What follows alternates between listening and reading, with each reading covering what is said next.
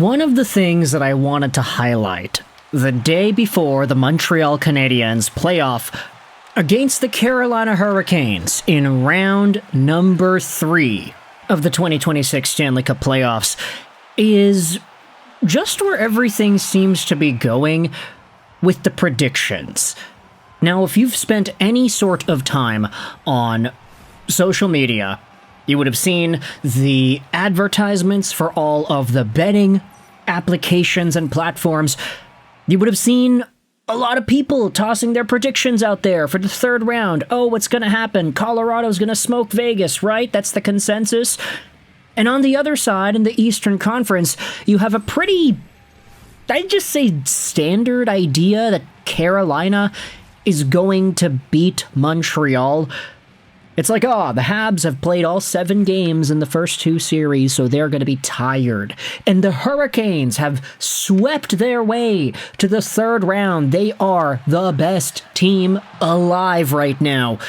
There seems to have been this growing idea over the past few days that Carolina is just going to wipe the floor with whomever it was they played off in round 3, whether it was Montreal or Buffalo. Now, I'm not going to sit here and say that that's the only thing I'm seeing. I am seeing a lot of Canadiens fans and neutral-partied people talking about Montreal as a team that has a legitimate chance in this playoff series, and that's how it goes, right? Montreal's in the third round. They've got themselves an avenue to be competitive, and they've proven throughout the course of this run as a whole that they can compete. They can be in the mix. They have the talent to stand up to the best of them, and they have the depth to go far.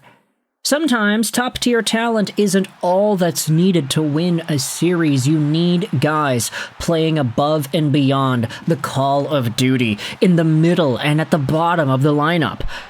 We saw the Montreal Canadiens win Game 7. How?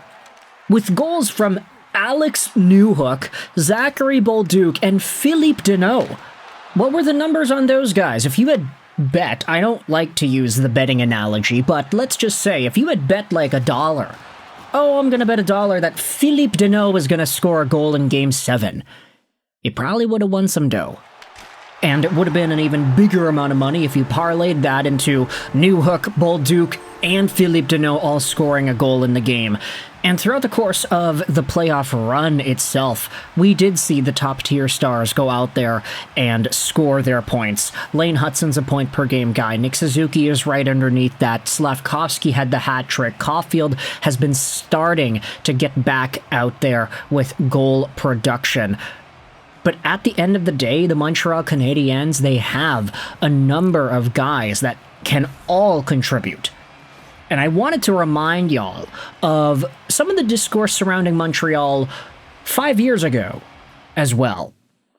Because 5 years ago, when the Canadiens swept their way to the third round of the Stanley Cup Playoffs, you gotta remember they were in the Western Conference for whatever reason, because of the weird North Division classification of all the Canadian teams. But Montreal swept Winnipeg to make it to the third round. And then what happened? They played off against a Vegas Golden Knights team that everybody said was a total powerhouse of a team. Of course, we know Vegas was a year away from winning the Stanley Cup in 2022, but in 2021, they were still seen as this super competitive top-tier team. And Montreal beat them. Arturi Lehkonen in overtime. They found a way to get it done despite the odds and despite the conversations of everybody saying, oh yeah, Montreal's been doing well so far, but now that they're out of that North Division, they're going to face a real team. They still won. They won. And now you're seeing some of the same things being talked about in the Carolina Hurricanes bubble. Oh yeah, the Hurricanes, the best team so far in the playoffs. They're going to have a field day with Montreal. It's not going to be that easy. At the very least, if the Montreal Canadiens lose, even if they get swept, I'm willing to bet a lot more that the Montreal Canadiens will give as big of a fight to Carolina as the Ottawa Senators did, for example. Philadelphia didn't really do all too well against Carolina. Ottawa, on the other hand, they were right in the thick of it. They didn't get performances out of their top guys. They didn't have the depth to be able to continuously string together offense, but Ottawa was in the thick of it with the Hurricanes, and it's one of these big what-if scenarios amongst Ottawa fans. Hey, their team was so good. They had these opportunities. They just couldn't capitalize, and now they're watching the team that they were close to beating in a number of these games waltz their way to the third round. The Montreal Canadiens are going to give a fight. And no matter what happens, even if Montreal wins, they play off against Vegas, they play off against Colorado. Here's a stat for you that was posted on the Habs subreddit by Hairspray King. With everyone seemingly doubting the Canadiens here on out, their regular season record versus the remaining teams was 6-1-0. Montreal doesn't just have a winning record in 3 games against Carolina. They've also won against Colorado and Vegas throughout the course of this season. Go over to the Canadiens versus the Avalanche. You'll see that the Habs, they split the series. It was 1-1. They beat Colorado 7-3 on January 29th, and then they lost to Colorado 7-2 on November 29th. The Golden Knights series was a lot more lopsided. Montreal won both of those games in OT and then in regulation as well. So the Habs, they have what it takes to beat all of these teams.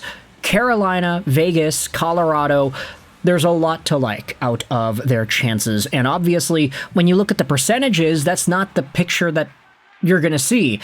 MoneyPuck.com, for example, they have the Montreal Canadiens at a 14.5% chance to win the Cup. Carolina has the highest percentage odds at 33.1%. That's winning the Stanley Cup as a whole. Montreal has a 36.1% chance to win this series. That's crazy. Like, you're going to say the odds are 1 out of 3, essentially, for Montreal to beat Carolina in round 3?